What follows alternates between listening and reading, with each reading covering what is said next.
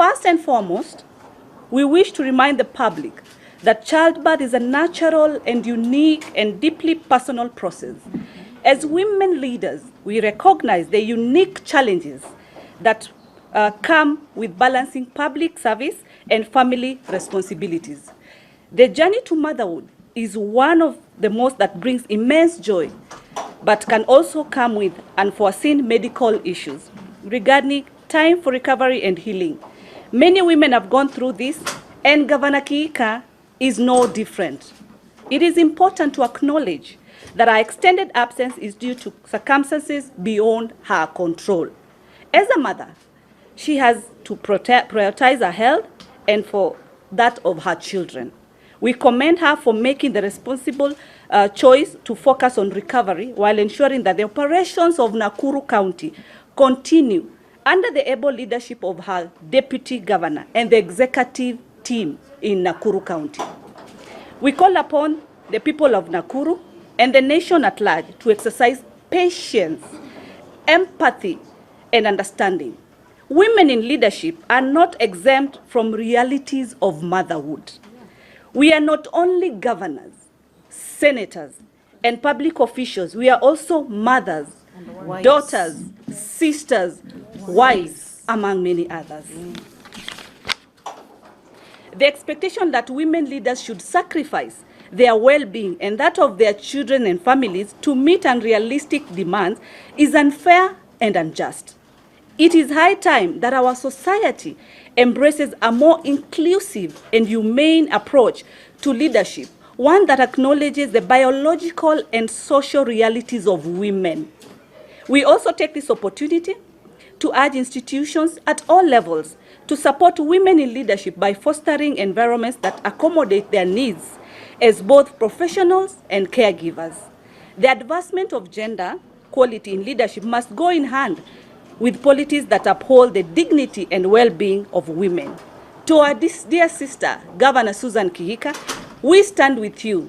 We celebrate your resilience, and we assure you that your health and well-being matter. Fourth, we want to call upon all the leaders, our beloved for the state, the media houses, the public. All of us should reject the outdated thinking on issues of motherhood. Let us focus on what truly matters, that is service delivery, that is governance and leadership, not a woman's personal decisions to have a child or not to have one.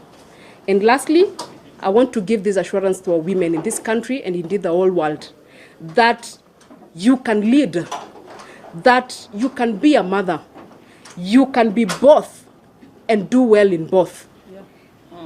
And we will stand together to ensure that no woman is ever forced to choose between the two, that they can have both and celebrate both. And I must say this because I am really disappointed. My first agenda when I get to heaven is to ask God for a preliminary meeting. Because seriously, were it a man who is unwell, there's so many men who are in leadership who have not been in the constituencies for 1 year, for 2 years, but you never hear anything about it. But because it is Susan Kihika, there is a lot of noise around it. We wish Susan Kihika, Her Excellency, the very best. She has discharged her duties. She left a very able team to continue discharging her constitutional duties to the people of Nakuru. And we appreciate the people of Nakuru, and we tell them you did not make a wrong choice. You made the best of choices, and you'll be able to see the result in a few days' time. To all women, you can be both. Girls, women, you can be both. You can be a governor, you can be a senator, you can be a woman rep, you can be a president, you can be a prime minister, you can be a cabinet secretary, you can be anything that you ever want to dream and still be a mother, a beloved mother. Congratulations, Your Excellency, Susan Kihika. We love you, and we are not here in defense of Susan Kihika. We are here in support of Her Excellency Susan Kihika. Why am I saying this? The people asking for the deportation of Governor Susan Kihika, they are writing letters to the US asking for her deportation. In the US, they are good in data collection. They know very well she has given birth. Now you are shaming yourself by walking naked and asking for an impossible thing.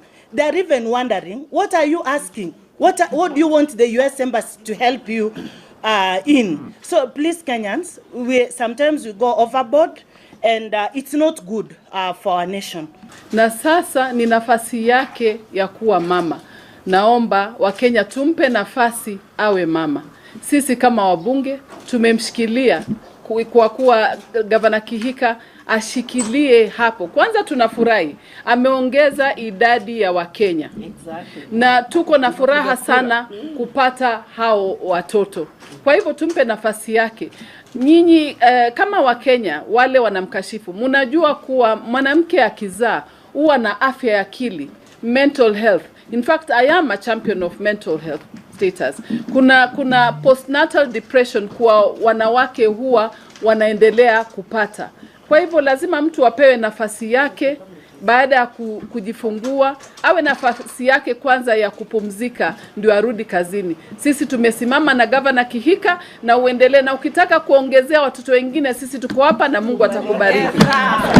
And from the onset, I want to encourage all the other women governors that if you have a chance, kindly have children. You can work at the same time, have children.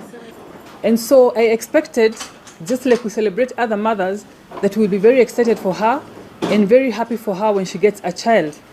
So her political opponents and the people of Nakuru, probably who have dreams or ambitions to succeed her, please keep off her life as a mother and her personal life as a wife out of politics. Please compete in a fair ground, and please let's not bring motherhood and issues of women in the field of leadership, please.